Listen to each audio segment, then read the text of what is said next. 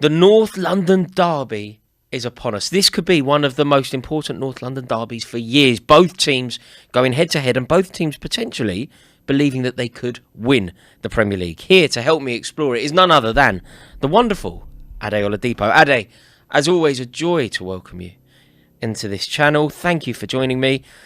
Big game.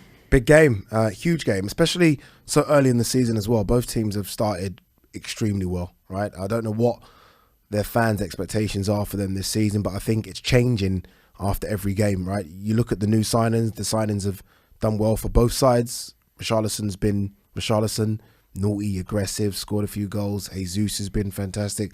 Zinchenko's been fantastic. Saliba might have been the standout. He's come straight in with Gabriel and looked really good. Arteta's proven some people wrong, maybe yourself even. And if he wins this game, I would say if he wins this game.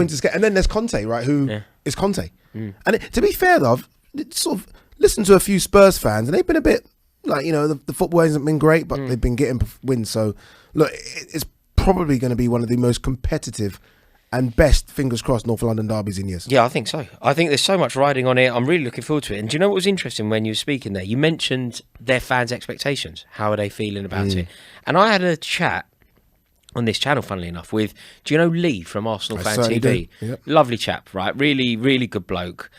And I was talking to him, and he was quite interesting, because I think Arsenal fans should think that they're going to win the league. So if I do a video after they win, I often say, can they win the league? Lots of Arsenal fans will comment and say, you're doing this, we don't think this. And I kind of think, well, why not? You should. And he was very interesting, because Arsenal have a song that they're singing at the moment, and the end line, what historically would have been that are going to win the Football League, right? They're singing, we're going to make the Champions League. So you're going to qualify for the Champions League, not win the league. And Lee was interesting, because he was going, I don't really understand it. We should obviously, he said, I won't sing that song, because we should be singing that we're going to win the league. Like, that's the point of football supporters, isn't it? Like, we all kind of do that. We sing, I don't know, Queen's Park Rangers fans will sing, we're by far the greatest team the world has ever seen. They know they're not. They're obviously not. They never have been. They never will be. But they sing that because it's aspirational. And Arsenal, when you think of the history of the club, think about what they've done over the years, the double, the marble halls, Charlie George at Wembley, whatever else, they should be saying they can win the league. I think the problem for them, and the problem for everyone, is Man City and Haaland. Yeah. Is that there's hope that you can compete and you can win, but then there's almost that realisation that we ain't going to get 100 points. But is football fandom that logical? Or should football fandom be that logical? It's never been until now. Yeah, it's weird. It's Man City have caused a big problem for everyone. They've caused a big problem. Haaland, where people have just written off the league. Like you did it to me. I think Liverpool drew. Might have been their second game, and you said you're out. First game, Fulham. Yeah, and you said you're out of it. Oh, that was tongue in cheek, but but you kind of a bit tongue in cheek. But it's almost like, well, you've obviously dropped 2 points. You're already behind them. It's because the value of the draw, because of what Liverpool and Man City have done over the years, the value of the draw is so insignificant. Yeah, a draw away from home before against anyone. Good really result. Decent, good result. Good result. Gone to their ground, you nicked a point. Yeah, Congratulations. particularly in, say, the game against Fulham. Yeah. First game of the season against newly promoted opposition. You were dreadful. Yeah. You were absolutely dreadful, and you nicked a point. Under normal circumstances, you go, all right, that's great. Yeah. Whereas now you go, disaster. And that's why I think me and you done a video about Arsenal a couple of weeks ago, and I was like, can they? Can they? And I was like, no, it wasn't because of any problems with the Arsenal side. It's because of that juggernaut in the front. But this Arsenal team so far, I mean, look, if they can beat Spurs, and this is the acid test, isn't it? Can you beat a fellow top 4 team? Then we'll answer some questions, because they've had the hiccup this season against United. They beat who they really should beat when you look at the fixtures. Yes. Can you go and beat someone that maybe you go into the game as underdogs? Yes. Then we'll know about true Arsenal. That is why, you know, when we were talking just moments ago and you said, Arteta maybe proving some people wrong, maybe yourself, and I said, well, if he beats Conte. Because at the moment, although they've been very impressive, and I am full of admiration for the way that they're playing the game, they're looking great, they've pretty much perfectly beaten everybody that they should beat. And then the one game that you think is tough, going to Old Trafford, is always more of a test, particularly for Arsenal. You know, the history, they've had those wars over the years. They were very good, but they got beat. So, you know, beating Leicester, beating Brentford, beating Bournemouth, it's all impressive, but it's not impressive. Had they gone to Old Trafford and won, then you go, oh, hang on a minute. Yeah. Now, if they beat Conte's Tottenham off the back of what happened, you know, they only played each other a few weeks ago, really. It feels like a few weeks ago. You know, at the end of last season, which was the playoff for the European Cup, Tottenham battered them.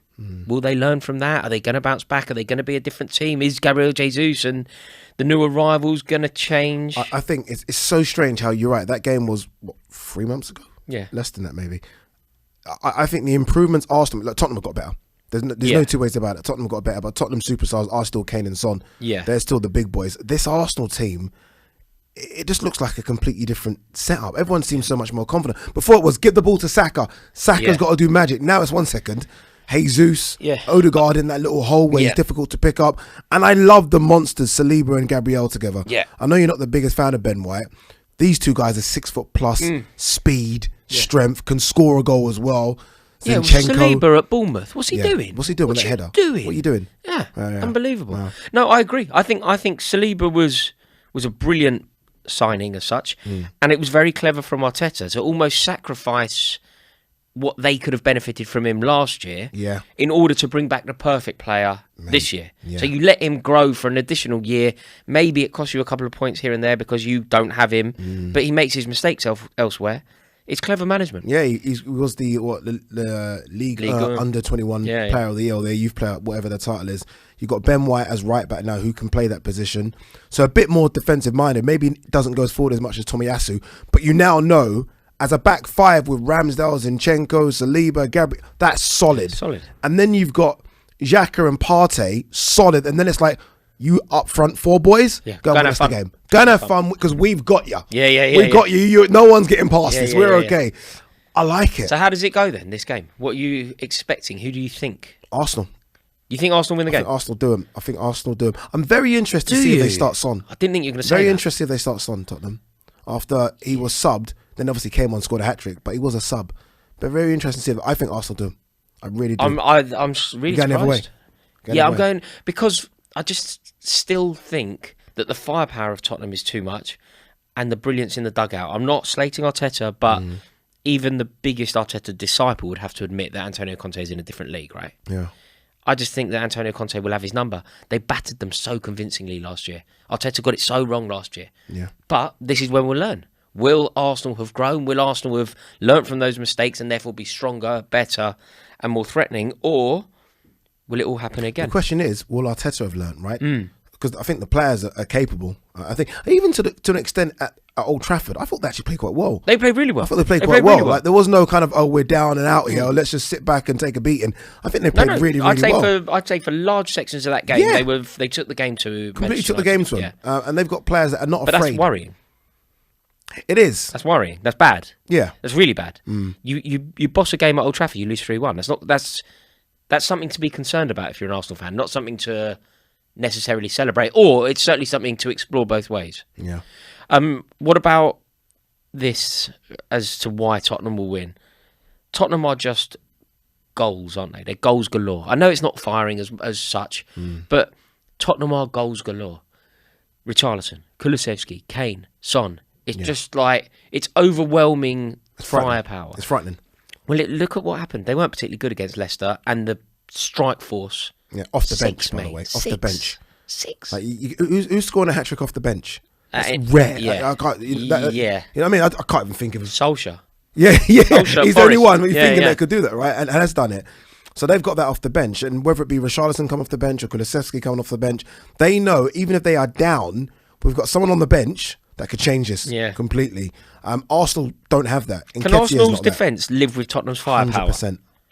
Really? I'm convinced. If he's fit as Zinchenko, no disrespect to Tierney, I think is really good, but I really do think, although a bit inexperienced, by the way, Gabriel young-ish, Saliba young, Ben White quite inexperienced still at the very, very highest level. I think they've got enough to deal with what Tottenham can throw at them. I think it's the midfield battle. That's an interesting one. Well, I think Arsenal's midfield has been brilliant. Xhaka and Partey has got a real pivot going on. Mate, honestly, and they're dogs of war. They're not trying to be beautiful. You know, like Liverpool's old engine room. I say old because it's not there. You know, Wijnaldum and Henderson. You know, it's not going to be pretty. You're not going to get step overs.